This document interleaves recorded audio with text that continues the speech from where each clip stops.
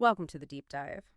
Today we're pulling apart something really fascinating. It's a guidance system, but honestly, the logic feels less like engineering and more like, well, like philosophy almost. Right. Yeah, we're looking at this source material that describes how something a missile, according to the text, figures out where it is. And the core idea, the thing that just grabs you, is this paradox. The missile knows where it is at all times. It knows this because it knows where it isn't.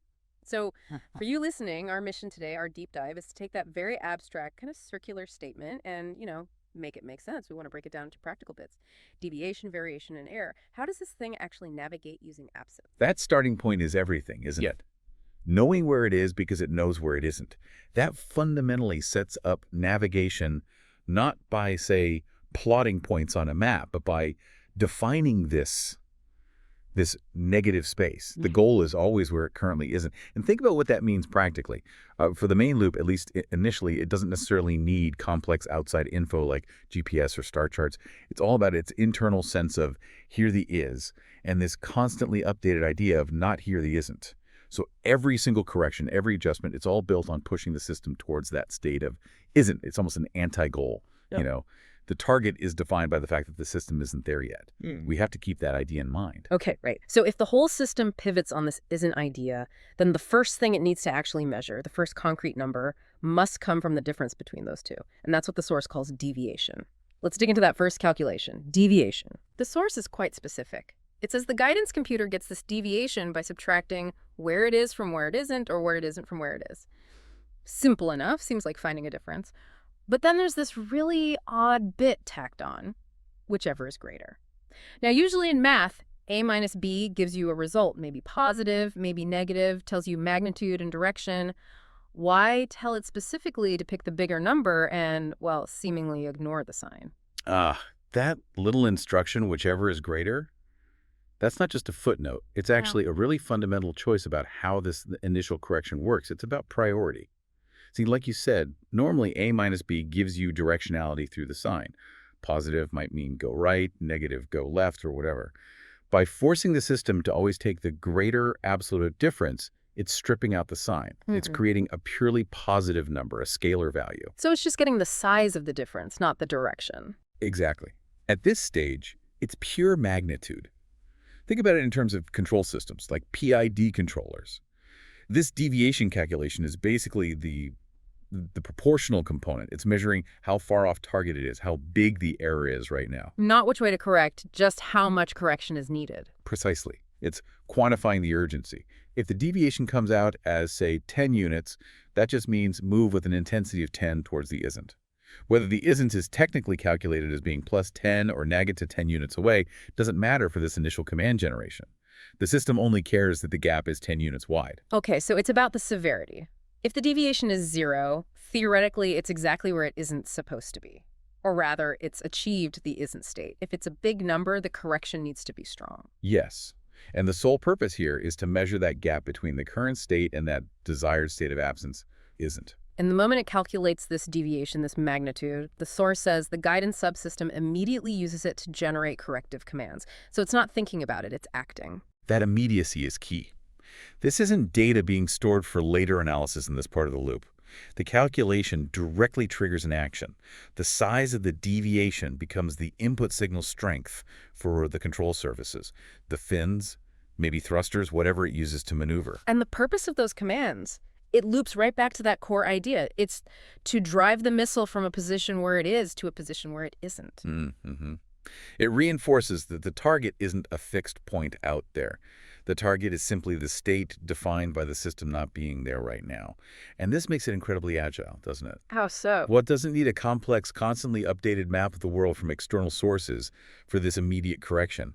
It just needs to know its own state, and its immediate target state isn't. It's a very self-contained loop. More robust, maybe? Because it's less reliant on potentially jammed or spoofed external signals. Potentially, yes, because the target is defined internally. It's the current lack of presence the system can, in theory, recalculate and adjust its immediate goal much faster than if it had to query and verify external map data constantly. The whole loop depends only on its internal sensors, and its memory of the desired absence isn't. The deviation is just the push needed to get from is to isn't. Okay, that first stage seems very streamlined. elegant even, pure magnitude driving it towards absence. But it sounds like it relies on a perfect transition, right? A perfect arrival at the isn't spot. That's the crux of the next step. If the movement were perfect, this might be all it needs. But reality isn't perfect. Which leads us to what happens after the correction command, at the moment of arrival. This is where the recursion kicks in, the source says, and arriving at a position where it wasn't, it now is. Right. That's the state flip. Success is defined as occupying the space it just defined as not here. The wasn't becomes the new is. Simple enough on the surface. But it's not just about the is and the isn't, is it? You mentioned the system has to track history, too. Exactly. The system can't just live in the present is and the future isn't. It needs the context of was and, implicitly, the state it just achieved, which was wasn't. That successful arrival triggers an immediate update of all these relationships. It redefines its past and its future goals based on this new now. Okay, let's trace that domino effect carefully, because this sounds like where the circular logic gets really tight. The source mentions two immediate consequences. First one, consequently, the position where it is now the position that it wasn't. Okay, that makes sense. The place it just arrived at was the target absence. So current location, former target absence, check. Right. That confirms the successful move. But the second consequence is the one that keeps the whole thing moving forward. Which is? And it follows that the position that it was is now the position that it isn't. Ah, okay. So the place it just left the was position instantly becomes the new target absence, the new isn't. Yes.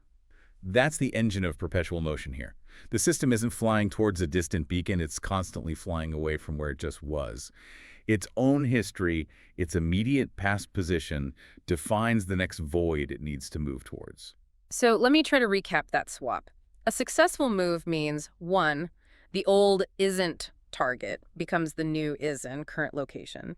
2, the old is, which is now the was, becomes the new isn't, the new target. Is that right? That's it exactly. The past position instantly defines the next region of required absence. Okay, let's try a shorthand. Maybe this helps you follow along. Imagine here's where it is, and not here is the target isn't. When it moves from here to not here, the place it just left, the old here, instantly becomes the new not here. It's like it's leaving footprints, and each footprint immediately becomes the next place it needs to not be. That's a great way to put it. That constant redefinition, making the was into the new isn't, is absolutely vital. If it didn't do that, what would happen? It would just achieve the isn't, become is, and then maybe its target would still be the same place. It would just sit there. Or maybe oscillate. Exactly. It could get stuck or just wobble back and forth around that one spot it successfully reached. Making the was the new isn't guarantees it keeps moving, progressing along some kind of path by constantly rejecting its immediate past location. Okay. Elegance restored. But, you hinted, this assumes perfect movement. And that's the catch, isn't it? This beautiful recursive logic works perfectly in theory. But in the real world, you've got physics. You've got momentum, drag, maybe wind, slight delays in calculation or actuator response, sensor noise. So when it tries to move to the wasn't spot, it won't land precisely there. Almost certainly not perfectly. And especially if its target is now the place it just was. Yeah. Inertia alone would likely cause it to overshoot or undershoot that spot slightly. Right. The real world is messy, and if the system isn't arriving exactly where it wasn't, then the simple deviation calculation isn't enough anymore. Correct. That real-world messiness, that imprecision, is what brings us to the next concept, variation. Okay, variation, our second key metric. The source gives a very specific trigger for when this comes into play. It happens in the event that the position that it is not the position that it wasn't. That's the formal description of the failure. It tried to execute the move based on the deviation command. It arrived somewhere new. But that new is position missed the intended target position, the place that wasn't. There was some kind of slip-up. Drift, maybe? Overshoot? Undershoot? Any of those. The measurable gap between where it actually ended up and where it was supposed to end up based on the last cycle, the wasn't position. So the source defines variation mathematically as the difference between where the missile is and where it wasn't. So deviation was the difference between is and isn't, current versus target absence. Variation is the difference between is and wasn't, current versus intended target achievement point. It's measuring the execution error of the last move. Exactly. It's quantifying the unexpected drift or error from the ideal recursive path. Now, what's interesting here is how the system handles this variation. It's not automatic correction, is it? The text says, if variation is considered to be a significant factor, it too may be corrected by the GEA. That may be corrected is crucial. It implies there's a tolerance, a threshold. So small amounts of drift, minor variations, might just be ignored. The system just keeps going with the primary deviation loop. That seems to be the implication. The system has some acceptable margin of error. Only when the variation, the drift, exceeds that margin does this other system, the GEA, step in. The GEA, Guidance Electronic Assembly, sounds like the brains of the secondary correction operation. It certainly seems like the component responsible for handling these finer conditional adjustments. If the main deviation loop is the fast primary steering based on how far away is absence, the GEA seems to handle the, okay, we're consistently drifting off course, let's refine the steering part. So if deviation is the P proportional part of control, maybe the GEA is handling the I integral and D derivative parts, dealing with accumulated error or the rate of error change. That's a very plausible interpretation based on control theory. Think about it. If the system constantly overshoots because of momentum, creating significant variation each cycle, the GEA might need to look at that pattern. It could calculate the rate of change of the variation, the derivative D, to anticipate and dampen the overshoot next time. Or maybe if there's a steady drift, like a crosswind, the variation error keeps adding up in one direction. Right, and the GEA could sum up that persistent error over time, the integral, and apply a steady counterforce to compensate for the wind. So the GEA would be responsible for stability and trimming out persistent errors that the simple reactive deviation loop can't handle. Okay, so the GEA is like the precision tuner, the stabilizer. It watches the variation, and if it gets too big or shows a pattern, it steps in to refine the commands coming from the basic deviation calculation. That seems a very likely role. Mm. But notice something important. To even calculate that variation, the difference between the current is and the target wasn't. The system needs more data than just the is and isn't used for deviation. What else does it need? The source states it explicitly right after introducing variation. The missile must also know where it was. Ah, of course. To know how much you missed the target, you need to compare where you are now with that target. But you also need your starting point to make sense of the drift relative to the move you attempted. Precisely. You need the departure point as a reference. Measuring the failure of the move variation requires knowing where you started, where you aimed for, wasn't, and where you actually landed to. So the moment you introduce imperfection and variation, you absolutely must have reliable memory of your past position. Okay, so we've got our four sort of empirical states derived from actual movement and position: is, isn't, was, and wasn't. These seem to cover the basic reactive loop and the first layer of correction for drift. But then we get to the final calculation, the big one, error. And this introduces two completely new types of positional states, doesn't it? The source starts talking about should be and shouldn't be. Yes, this is a really important shift. Before we dive into the error formula itself, let's be clear about these two categories of states. Okay. We have the four we just discussed: is, isn't, was, wasn't. These are empirical pillar. They describe where the missile actually isn't targeting right now, actually was, and the place it actually just arrived from, which was the previous isn't.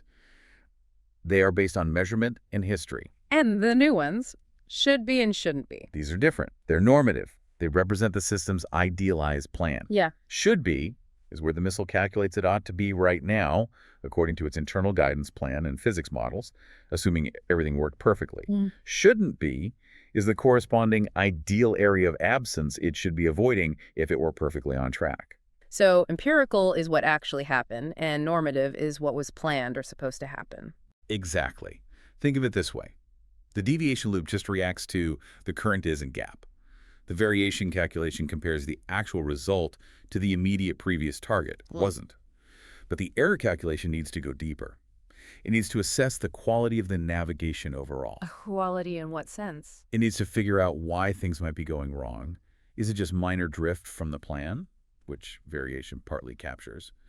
Or is the entire trajectory fundamentally flawed? Did the initial deviation command, even if executed perfectly, send it in a slightly wrong direction compared to the overall mission plan? The normative states, should be, shouldn't be, provide that ideal reference path to compare against. Okay, so the system uses the four empirical states to track its messy physical reality and the two normative states to hold on to its perfect internal plan. When does it need to juggle all six at once? According to the source, it needs all six when it enters a state of significant uncertainty, when things have gone wrong enough that it's not even sure about its most basic empirical state. Which brings us to section 4, calculating error when the system is lost.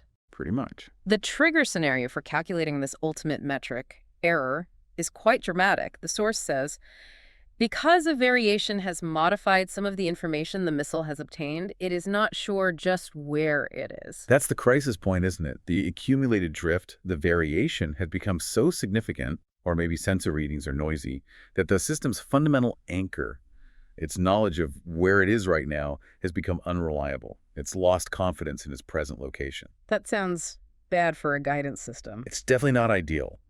But the text offers a way out. Even in this state of uncertainty about is, the system clings to two other pieces of information it feels more confident about. Which are? It states the missile is sure where it isn't, within reason, and it knows where it was. Okay, so even when lost about the now, it trusts its memory of the past was, and its definition of the immediate absence isn't, at least within reason. That within reason sounds important too. It does. It suggests even the isn't might have some uncertainty bounds, but it's still considered more reliable than the I's in this scenario. So the system uses its confirmed past and its boundary of absence as anchors to try and figure out its current predicament. And it does this using this complex two-step formula to calculate error, a formula that combines deviation and variation. Let's try and break this down carefully, keeping those normative terms in mind. Okay. The overall structure is a differentiation, essentially finding the difference between two calculated values. Let's call them part A and part B. We need to calculate A, calculate B, and then find the difference between them. Right. So step A, the first part of the calculation, what is it? Step A is calculating an initial difference. The source says the calculation begins by subtracting where it should be from where it wasn't, or vice versa. Okay, hold on. Should be, that's the ideal planned position. Wasn't that's the actual place it successfully arrived at in the previous cycle, which used to be the target absence. No. So step A is comparing the ideal plan point with the actual achievement point from the last step. Yes.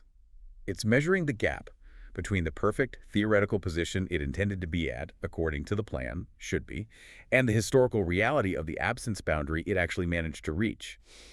Wasn't. It's like asking, how far did my actual last step deviate from the perfect plan? And the or vice versa bit, again, means it's just taking the magnitude, the size of that gap. Correct. Just like the initial deviation, this first part of the error calculation gives a positive magnitude representing the size of the discrepancy between the ideal plan and the last actual achieved state. Okay, that's step A. The magnitude of difference between ideal plan, should be, and historical achievement wasn't.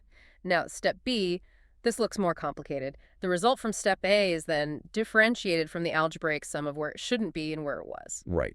So we take that magnitude from step A, and now we compare it against, or subtract it from, vice versa, again for magnitude, this new value.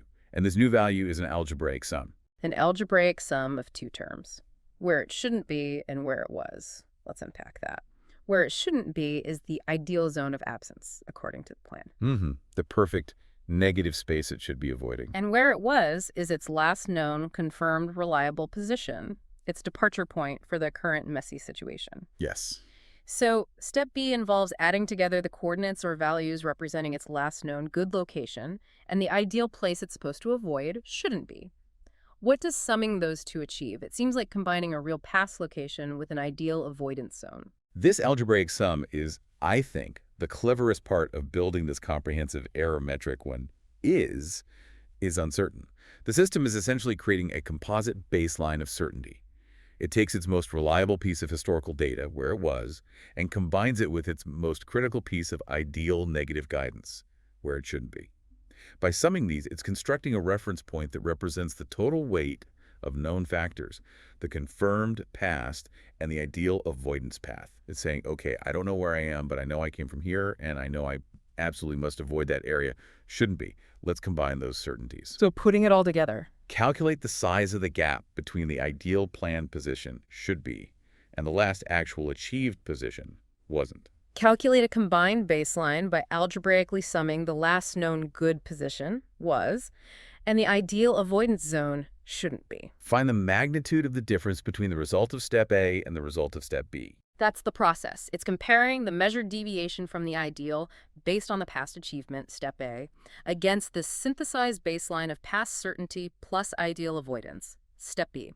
It forces the system to reconcile its ideal future, its actual past, its confirmed history, and its planned avoidance, all without relying on its uncertain present. Wow, okay, that is complex. It's using all 6 positional concepts we've identified. The 4 empirical is, though uncertain, isn't, was, wasn't, and the 2 normative shouldn't be. Exactly. It leverages every piece of information and has confidence in past, future, ideal, actual, except the uncertain is, to generate the single synthesized measure of how wrong things are. And the outcome of all this, the source says the result of this whole calculation is that the system simultaneously gets the deviation and its variation, which together are called error.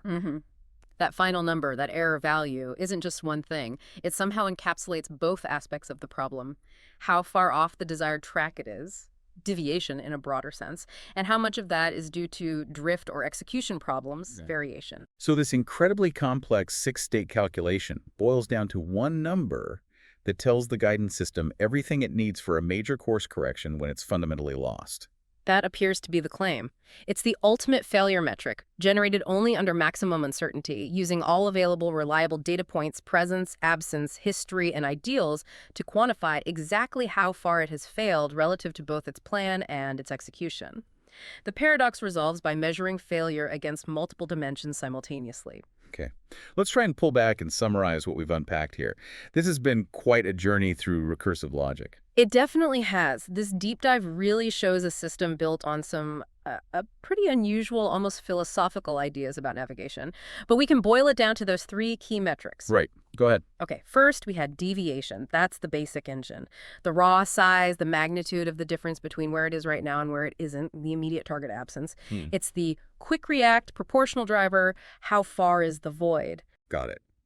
Then second came variation. This kicks in when things get messy. It measures the execution error, the difference between where it is now and where it wasn't, the place it was supposed to arrive at. This brings in history, was, and triggers the GEA if the drift is significant. Right. And finally, the big one, error. This is for when the system is really unsure, when is becomes unreliable. It uses that complex 6-state formula involving all the empirical, is notionally, isn't, was, wasn't, and normative, should be, shouldn't be positions. The result is one number that somehow captures both the deviation and the variation, giving a total picture of navigational failure. The core idea, the takeaway for me, is just how cleverly this system defines its reality. It's constantly correcting based on eliminating a negative state, defining its target by where it isn't. It's a fascinating approach, especially for something needing high speed and agility. It really is. Defining the goal by negation provides this incredibly dynamic, rapidly updated target that's generated internally. And for you listening, the takeaway isn't just about this specific, maybe slightly esoteric guidance system. It's about understanding how complex systems, particularly in control theory, have to move beyond simple point A to point B. They must account for the real-world physics drift, momentum by integrating historical performance, was, wasn't, and ideal plans, should be, shouldn't be, into their error calculations. They're constantly asking not just, are we there yet, but how well did we execute the last step compared to the plan, and how does that inform the next correction? Exactly. Okay, that brings us to our final provocative thought, something to chew on. We touched on this during the error calculation. The system, when uncertain about where it is, relies on being sure where it isn't within reason. That within reason qualifier. Yeah. Now, we saw that the error calculation heavily uses the shouldn't be state, the ideal negative space. If the system's confidence in its navigation hinges partly on knowing or projecting where it shouldn't be, what happens if that projection itself is flawed? If its model of the ideal path, and therefore the ideal shouldn't be zone, has errors. Right. How confident can it truly be in its definition of absence, especially when it's already uncertain about its own presence? What could cause that definition of isn't or shouldn't be to drift? Could external factors interfere with that internal definition? And how would a system fundamentally built on knowing where it isn't even detect that its core definition of absence has itself become unreliable? That's a deep question. How does a system grounded in negation validate its own concept of nothingness when its grasp on somethingness is shaky? Something to definitely mull over. We'll leave you with that thought until our next deep dive.